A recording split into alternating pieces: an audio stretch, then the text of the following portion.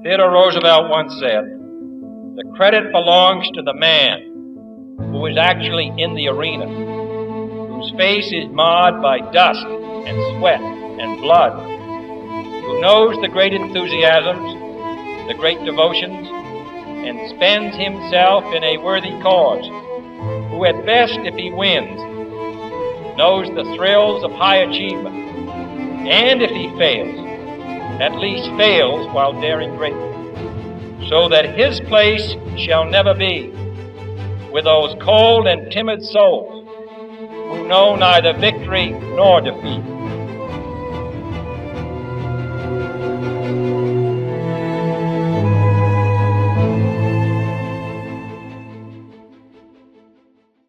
All right, welcome back, Day Before Rehab podcast. Solo mission today.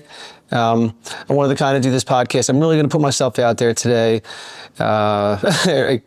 extremely vulnerable, and just lay out where I'm at, what life is like, what I hope it's going to be like as my journey continues. I talked to my therapist about being vulnerable.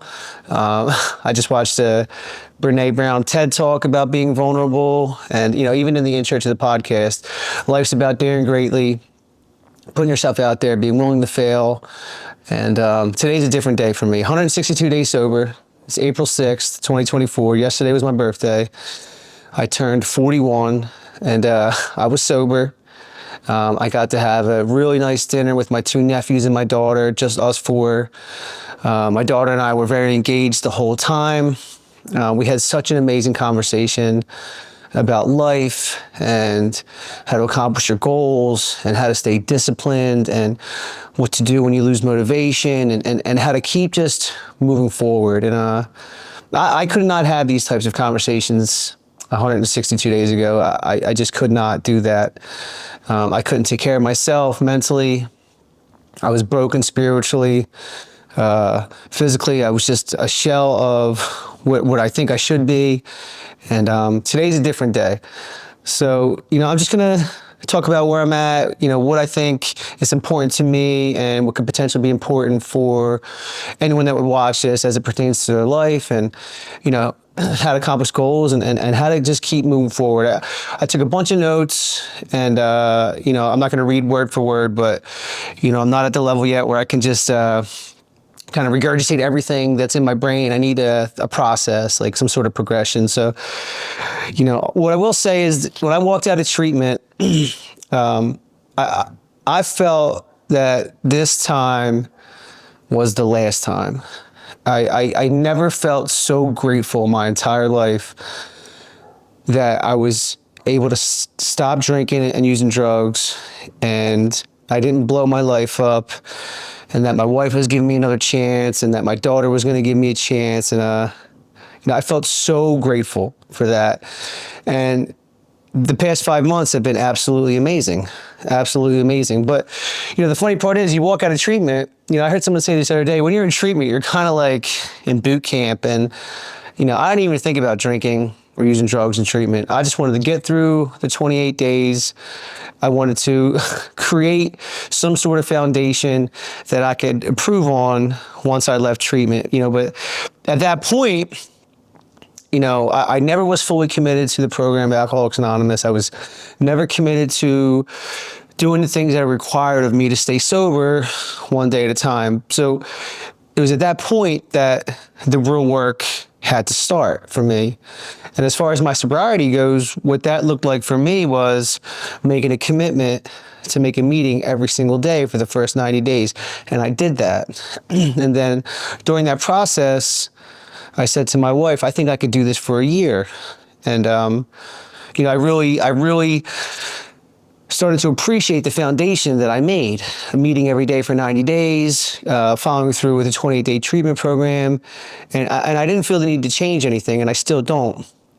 So my commitment changed from 90 meetings in 90 days to trying to go a full year straight. Now, I had to miss a couple meetings, 2 exactly. One was for a family engagement. We went out to dinner for my dad's birthday, and I missed a meeting. And then there was another time, I think I had therapy early, 6 o'clock therapy in Jersey, and the time didn't work out. So other than that, it's a meeting every single day. Every single day. My sobriety is not just making meetings. I have to call my sponsor every single day. That's a challenging one for me.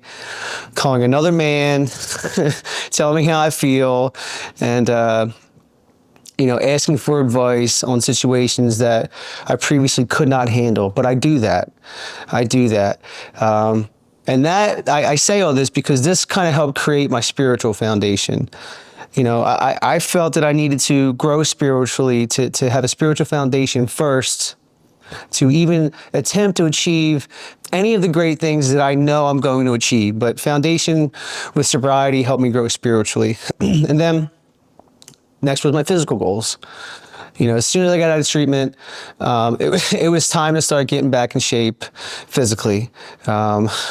Performing well at CrossFit is something I enjoy doing. CrossFit Raid, the gym I go to, the guys are great. All the coaches, all the members. It's been a great place for me. And, it was kind of a difficult adjustment for me at CrossFit Raid because that gym I used to go to, No Limit Gym, it was a lot different. I don't want to say it was a lot rougher, but there was a lot more personalities like my own.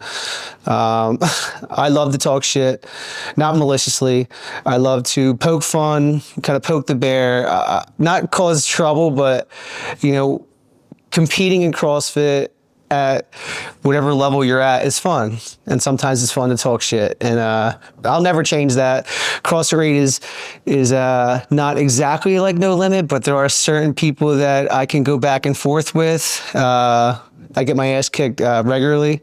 And for Justin that's watching this, my plan, or if you do watch this, my plan is to outlift you in every movement and have my team beat your team in SummerSlam. So that's one of my physical goals. And I say that half joking, but half dead ass fucking serious. But the guys are great. It's fun. So physically, one of the first things I did, which I talked about before, was my wife and I decided to run 100 miles. We ran 100 miles in January. That was an amazing accomplishment for me. I'm not a runner by any stretch of the imagination. And then from that point, we decided to ski 100,000 meters mid-February to mid-March. And then, again, we did that. And the way we did that was we just broke it down systematically. You kind of did the best you could do every day for a month until you hit your goal. And we did that. And that was fun. I really enjoyed that. The first goal was with my wife and I, and then the second goal was with me, my wife, and our friends Bucky and Marissa. And that was great. So I said to my wife the other day, for my birthday being April 5th, I wanted to work out 30 days in a row the whole month of April. And, some people may say that's stupid or crazy, but it's not like the most intense workouts 30 days in a row. It's forcing myself to move productively, to break a sweat, to do a workout to achieve a goal 30 days in a row. It doesn't have to be some strenuous, crazy activity, although most days will be because that's what I like. But I will listen to my body, and I'm not going to overdo it. And it's a goal. So that's my goal for the month of April. So once I was able to kind of create a spiritual foundation and, start like bringing my physical foundation together, I then shifted it towards my career and my professional development. I'm huge on professional development. I re-registered for graduate school 2 weeks into treatment. I started back up the program January 1st, 2 courses. There's 4 10-week quarters. I was able to earn an A and a B+, and I got what I deserved. I was hoping to get 2 A's, but I got what I deserved. I could have done a little better in one of my classes, but a B+ isn't too bad. And I'm in my second quarter. And, I'm really enjoying that process. And, as part of my professional development, my goal is to break into leadership development, organization development. I'm trying to bring the pieces together, and I'm really trying to create some sort of system where I can help people professionally in a professional setting, like create better leaders, create better managers, create better people professionally. So what I've done so far was I had a meeting last Friday with an organization development person that did a culture review seminar at the company I work for. It was a great meeting. We talked about some career goals, how I could set myself up to potentially accomplish those goals. And she then in turn recommended me meeting one of her colleagues. That meeting was supposed to be Friday, but there was a schedule discrepancy, so now we're going to meet on Tuesday. So as far as my professional development, my goal is to just kind of put myself out there, create a network so that once I do earn my MBA, I'm able to kind of have a better opportunity to put the pieces together and narrow my focus to hopefully put together a career in leadership development. So start on my spiritual, then my physical, and then my professional development. But then also, I'm a superintendent in construction management. I'm managing a project now. So that had to get tied together. And all these things kind of happen, not necessarily linearly, but not simultaneously either. There are some overlap with each thing. So now as my current position as a construction manager, with the 5 months sober, I'm able to just be a better manager, a better leader, understand the difference between the two, understand, the dichotomy and also where they overlap. And, my current career has just been so much better as far as it's more rewarding, it's more enjoyable.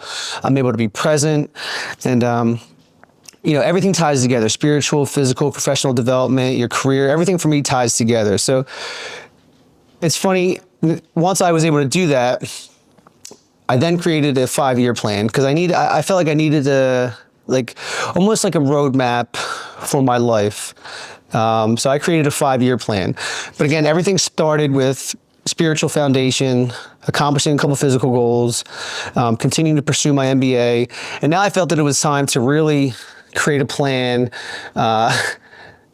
for my life and my family's life. And so I created a 5-year plan. And I'm really putting myself out there with this, and I'll explain that in a second. So October 28th, 2025, or 2024 rather, I will have 1 year sober. April 2025, I will earn my MBA. These are happening. These are goals that I will accomplish one day at a time. So once I earn my MBA, following my year of sobriety in October, I'm going to start DBR Consulting. And what DBR Consulting is going to look like today, which will certainly change down the road, is an opportunity for me, like I said before, to help people develop into better leaders and better managers and better professionals and better people. And that is what I'm working out daily. That's by reading, by being a good student, by being a good leader and manager at work. And I'm going to take all of this and I'm going to put it together when the time is right. And I'm going to create DBR Consulting. And then 2026, winter of 2026, my wife and I would like to buy another investment property. And these goals, they're not just goals that I say without having plans of actions. We have plans of actions. We know what we need to do to get to the point where we can purchase another investment property. And that hopefully will happen in 2026. Also in 2026, I'm going to double my salary from what it is today. That will happen. And I'll get into that in a second. I don't say that with any type of ego or any kind of bravado. I'll explain that in a second, but I will double my salary by 2026. So in 2027, the goal is for my wife and I to relocate down the shore. We love Margate. We want to buy property in Margate that we can live in full time. And again, we're going to put the pieces together one day at a time, and we're going to make this happen. Now, a 5-year goal, a 5-year plan is not something obviously that is set in stone. There are going to be roadblocks. There are going to be unforeseen conditions, but this is the plan. This is what my family and I are working towards. And then by the year 2029, March 2029, I'm going to double my salary again. And that's happening. And the reason why I say that is because, I said this quote with Casey last time. The greater danger for most of us is not that our aim is too high and we miss it, but that it is too low and we reach it. And as far as the salary aspect of things, because I'm not financially motivated at all, we all know that life is a little easier when you earn more money. That said, I was watching this video of this guy, Jim Rohn, and he talked about one of the first goals he set for his career back when he was starting out was to earn $1 million a year.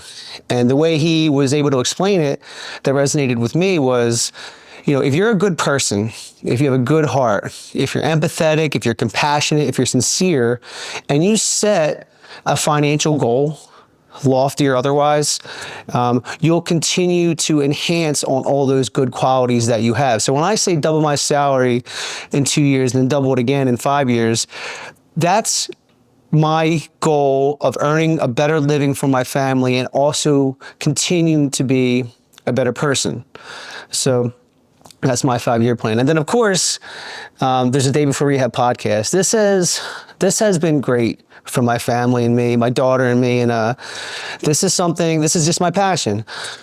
Talking to people, trying to help others, trying to lead by example for once in my life. I have been so good at the past decade telling people what they should and shouldn't do, but now it's time to lead by example. And I feel that the Day Before Rehab podcast is my way to track my journey so people can see the changes that I've made in my life with drugs and alcohol and how all the things tie together, spiritual, physical, mental, professional development, how all these things tie together in real time. So if anyone ever has a chance to watch the podcast, they can see in real time what I'm doing to be able to continue on this path. And for me, it's full on redemption. It's full on redemption. This is the last chance that I feel like I'm going to get to grab my sobriety, keep it, and never let it go. And that's what I'm doing. So I was at therapy the other day, and on the way home, my therapist suggested a couple things. He asked me, what is the vision that I have for myself with leadership development? And he brought up a couple things. Do you want to do seminars? You want to do TED Talks? What do you want to do? And you know what's funny about the TED Talks? Every time I watch one, I think to myself, I would love to be able to do that. I would love to be able to provide the world with a message, a substantial, meaningful, impactful message in that way. And I drove home and listened to a Brene Brown TED Talk on vulnerability. And being vulnerable, being fearful, being scared, feeling shame, feeling guilt. One thing I learned is, guilty, I feel bad, shame, I am bad. And, being vulnerable ties all that together. And I'm a huge fan of Brene Brown. And as I'm watching her on this TED Talk, I thought, I'm just going to do a podcast and put myself out there and let whoever is interested in watching know the kind of person that I am and the kind of person that I hope to stay and continuing to build on. And, that would be a great goal. To do a TED Talk would be a great goal. To be involved in leadership development and be able to express what I feel is an appropriate way to get or to accomplish your goals through a TED Talk, that to me would be a dream come true. So there I am. So the funny part about vulnerability that I've seen for myself is, and somebody said this to me, who said this to me? I had the meeting with the leadership development person that did our culture review, and I expressed to her that breaking into the field of leadership development is very scary. It's you're putting yourself out there. It's nerve-wracking. It's uncomfortable. And she kind of cut me off, and she said, "That's your brain's way of keeping you safe." And I've heard that before, but I never let it penetrate. So our brains are wired to keep us safe. In my opinion, our brains are wired to do the next easiest thing, right? So, I just used this the other day at the gym. I suck at rope climbs, terrible at rope climbs. And on my last rope climb, I didn't want to do it. So I remember this Mel Robbins podcast where she's a motivational speaker. She's great. She talked about not hitting the snooze button. And she would hit the alarm would go off, and she tricked her brain into doing a 5-second countdown like she worked for NASA. 5, 4, 3, 2, 1, get up, no matter what. And how she was able to use that 5-second countdown in all areas of her life. So the reason why I say this is because I'm looking at this rope climb. I'm scared. I don't want to do it. Every time I got to the top, I actually felt like I was going to fall the fuck down. So last one, 5, 4, 3, 2, 1, and I fucking did it. It sucked. But the reason why I bring that up is because the vulnerability and that 5-second countdown, they kind of go hand in hand, right? Doing this podcast, I felt super nervous about it all morning. And I'm like, you know what? I'm just going to put myself out there. I'm just going to do it. Everything in my brain is telling me not to do it. Everything in my brain is telling me, once I get my MBA, I'm not going to be able to break into leadership development. Everything in my brain is telling me to stay safe. CrossFit's great because CrossFit's like one of the mottos I remember hearing from back in the day is, you got to get comfortable being uncomfortable. And, that's kind of where I'm at today. I'm just going to try my best to run through the wall that my brain has created for me all these years.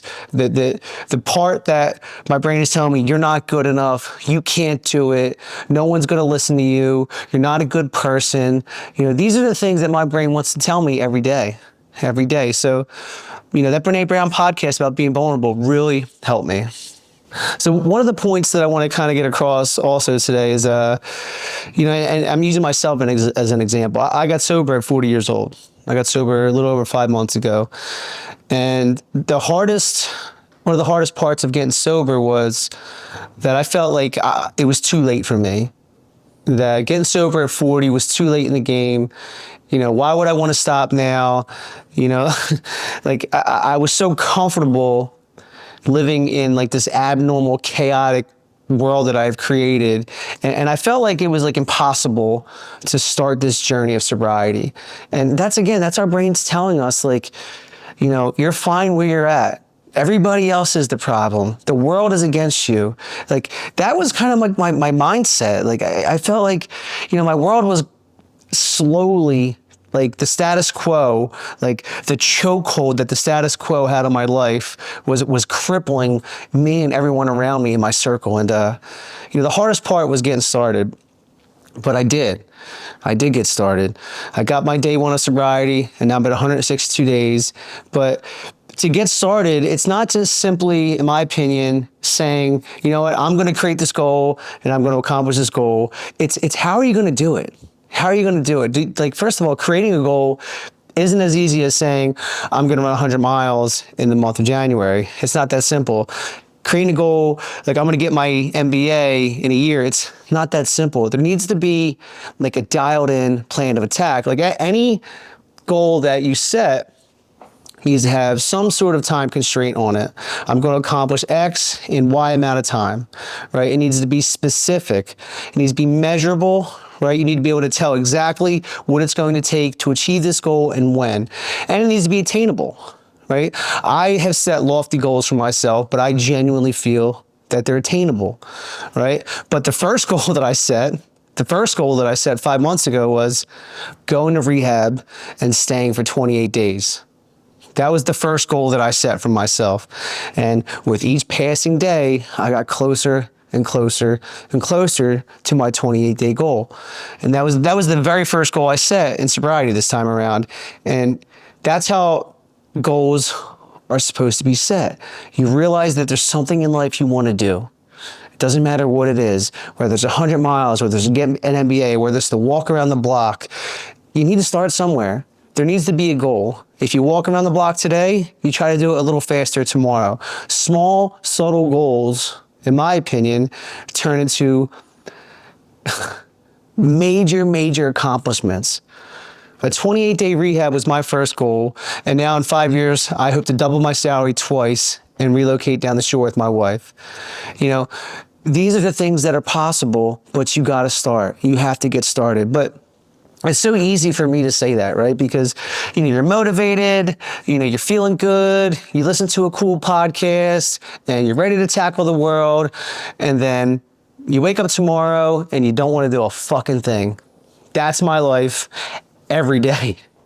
Every single day, that's my life. I wake up every day, right? I wake up every day and I don't feel like doing shit. But what I did with the foundation I created this discipline for me that, has changed my life. And discipline can be so many things to so many people, but I'm just going to express what discipline is for me. So my day, every day, Monday through Sunday, every day, I wake up in the morning and I say a prayer. Okay. During the week, I say my prayers. I thank God for keeping me sober. I ask him to help me stay sober.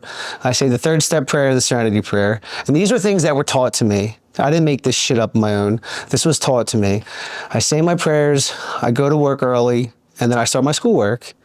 Right? I work on my school assignments for as long as I can until my work day starts. Right? And now, 7 a.m., it's time to be present at work, to put school aside and focus on getting my job done and doing it well. And then by the end of the day, by 3:30, I'm tired. I'm tired. Sometimes I'm cranky, mentally, physically drained, and I don't feel like doing anything. But I know if I drive my ass right to the gym and do a hard workout, I'll feel better. So then I go to the gym. I talk to people, I work out, I talk shit, it's fun, and then I got my workout in. And then once I get home, I call my sponsor. Again, this is hard for me, but I do this every day. I call my sponsor, we talk about a couple different things with sobriety, and now it's time to eat and go to bed. But before I go to bed, I review my day. Sometimes with my wife, sometimes in my head. And what that looks like as I review my day, I say, what did I accomplish today? I ask myself that, what did I accomplish today? And I kind of run down through my head. And even if it's the same things I accomplished yesterday, then I say that. I say each task in my head, what I accomplished, right? I ask myself if there's anyone that I have a problem with in my head that I need to work out. I ask myself, do I owe anyone an apology? I ask myself, what are my goals for tomorrow? And sometimes my goals for tomorrow are to just do the same things I did today because I know they work, right? And then I end kind of my review of the day of what am I thankful for? What am I grateful for? And it's always the same thing. It's my family, it's my sobriety, it's my pets. I'm grateful I was able to stay sober today because I couldn't do that for so long. And then it's time to go to bed. And I do these things every single day. Every single day. The discipline that I created with doing these tasks every single day gets me through the times where my motivation is sub-level. It's beyond zero. You know, sometimes motivation is great because it can help you, crush a 225-pound snatch.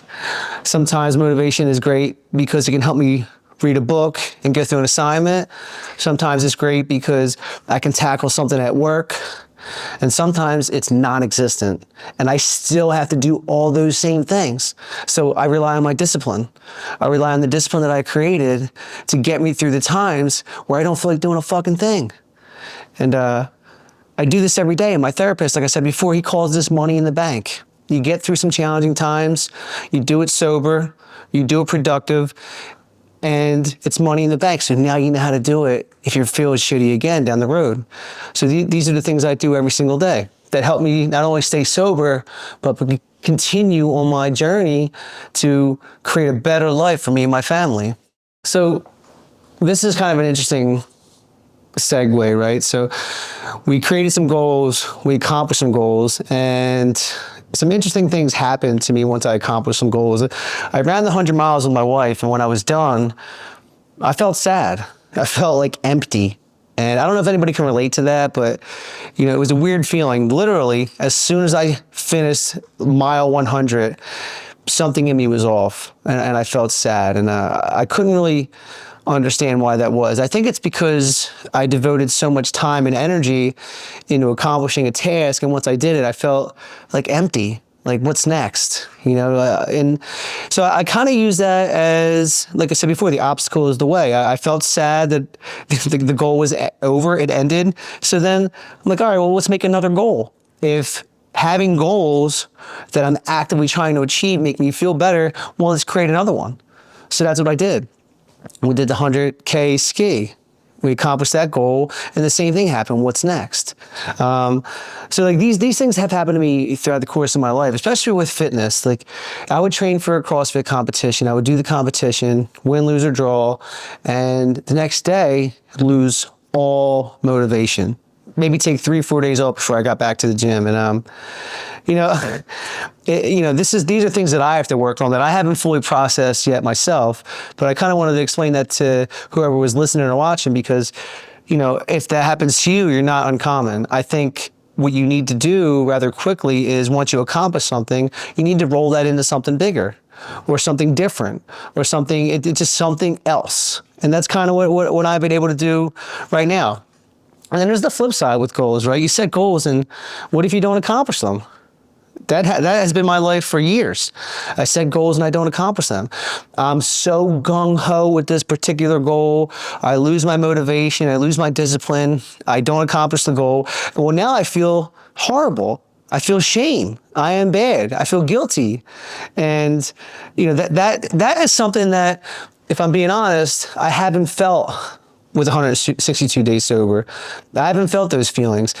I've been able to set and achieve almost every goal that I've laid out for myself in the past 5 months. Now, I'm not naive. There's certainly going to be a time and a place where I create a goal and it doesn't happen. Well, then what? Well, all the discipline that you created in your life will allow you to pick the pieces up and either reconfigure your goal, reevaluate, and set a different goal, set a new goal, right? You're not going to accomplish every goal that you set out to try to achieve. So when that happens, it's time to go back to the drawing board. You don't give up. You do not give up. I didn't give up on myself at 40 years old. Couldn't get a day sober. Wife hated me. Daughter wouldn't talk to me. Job's hanging on by a thread. I didn't give up. I reevaluated. I went to rehab. I rewired my brain. I set out new goals, and I gave myself a chance to accomplish them. And that's where we're at today. I'll say it again. There's 2 quotes that have opposites effect on my brain. There's the definition of hell. On this last day on earth, the person you are meets the person you could have been. And then there's the greater danger for most of us, not that our aim is too high and we miss it, but that it's too low and we reach it. And if I'm following one quote, then I'm staying away from the other. But they both impact me equally, right? Life is such a funny way of kicking you in the dick when you least expect it. And I think for me, what I have been able to do this time around is, really be vulnerable, really let people know where I'm at, not shy away from the feelings and emotions that have crippled me my entire life, right? Putting myself out there, doing hard things. And I tell my daughter this all the time. You do hard things now so life is easier later. That's it. You do hard things now so your life is easier later. You be kind to people. You be nice, right? Now, that's hard. Because you have no clue what's going on in the person you're talking to's brain. You have no idea what they've been through, what they're going through, what they're about to go through. So be kind. Now, I say that knowing that I have certainly a really funny disposition, you could say sometimes. I joke around too much. I play too much. I don't know if it's like a nervous coping mechanism for me. Let me bust your balls before you bust my balls type of thing. But Casey said it to me best last week. She called me compassionate and empathetic, I think she said. And when I re-listened to the podcast, I'm thinking like, I'm a horrible person. What is she talking about? But, I was a horrible person. I'm not anymore. And, sometimes you just gotta take it easy on yourself a little bit. Give yourself a break. My sponsor says it all the time, the past is the past. What are you doing today? What are you doing right now that's making you better? And for me, I laid it out there. It's praying in the morning. It's thanking God at night. It's accomplishing all the goals and the tasks I set out for myself every day. And that's what I do. But there's 2 things you got to worry about when you're trying to work on accomplishing goals or achieving anything in your life. One, you have to focus on what you can control. I can't control you and you can't control me, right? I can't control the weather. I can't control if someone's mean to me. I only can focus on what I can control. And sometimes that's hard. You know, I'm in construction management, and there's a whole job site that I need to figure out a way to manage and lead. And when things happen beyond my control, I don't know how to handle them. We have a situation at work right now. There's a detail that we missed. The job's supposed to be over in 3 weeks. There's a detail that we missed, and I missed it. And I'm a little nervous about it. I'm a little nervous on how we're going to fix it. It's out of my control now. Like, I can't change the fact that the detail was missed and that we built something incorrectly. I can only focus on fixing my mistake and trying to make it right. And this is poisoning my mind even as I'm doing this podcast, because I want to be perfect, and that's unrealistic. That's unrealistic. So when I go to work Monday morning, I'm going to put my hard hat on, and we're going to figure out a way to fix our mistake. And that's all I can control right now, is figuring out a way to fix our mistake. And then on the flip side of focusing on what you can control, this was said to me by one of my best friends on the planet, Nico Holsworth. He says, you just got to make it happen. Sometimes you just have to make it happen. You know, I just had a class on, it's called entrepreneur. It's an entrepreneurial class. I'm messing up the word. Entrepreneurial finance is what it is. And we just had to read an article on entrepreneurs. And we actually had to listen to a couple podcasts about it. And I listened to the podcast on, I think her name is Ellen Latham, the founder of Orange Theory. And Orange Theory started just on a gut feeling that Ellen had. She had just what she calls intuitive thinking, that she thought she could provide the world with a brand of fitness that no one has ever seen before. She started off opening up, I think it was 12 Orange Theories in 18 months, all the way to more than 1,500 Orange Theories pre-COVID. And she started with a gut feeling. Sometimes you just have to go with your gut and make it happen. Now, I'm sure she has some specific help along the way. I know she had partners that help her franchise and develop and grow the brand.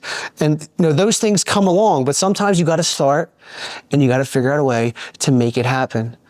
That's the point of this life. You know, you cannot worry about the things you can't control. Right? I can't worry about anybody watching this podcast and making fun of me or thinking I'm an idiot or thinking I don't know what I'm doing. I can't control the guys at work that think because I made a mistake that I'm a bad superintendent. You know, I can't control group projects at school thinking I have the least amount to offer. You know, I can't control, you know, anything other than my actions. And so that's what I'm doing. I'm going to school, I can control that. I go to a meeting every day, I can control that. I go to the gym every day, I can control that, right? I call my sponsor every day, I can control that, right? I can do this podcast whenever I want because I can control that. But you gotta know the difference between things you can control and what you can't. And the things you can't control, you need to find a way to cope with that. You need to find a way to realize you don't control every outcome of every situation, only the things that you can do yourself. And this podcast is slowly but surely changing my life, changing my marriage, changing my relationship with my daughter. And if I can affect any sort of change on anybody watching this, that to me is a dream come true. You know, I'm just so grateful that I'm able to sit here today and do this podcast sober. I'm grateful that my family didn't give up on me. And I'm grateful that I found the willingness and the drive and the discipline to accomplish my goals, and one day at a time. One day at a time. So, you know, if you're interested in learning more about me, my family, my future guests, like, subscribe, spread the message. We're really trying to just get our lives out there and help others. And the only way we can do that is one day at a time. I guess I want to end it this way. Love you, bro. Yeah. We love you, Dad. I love all of you. We love your daughter. I love you too. That was nice. And I tell you what, let's go.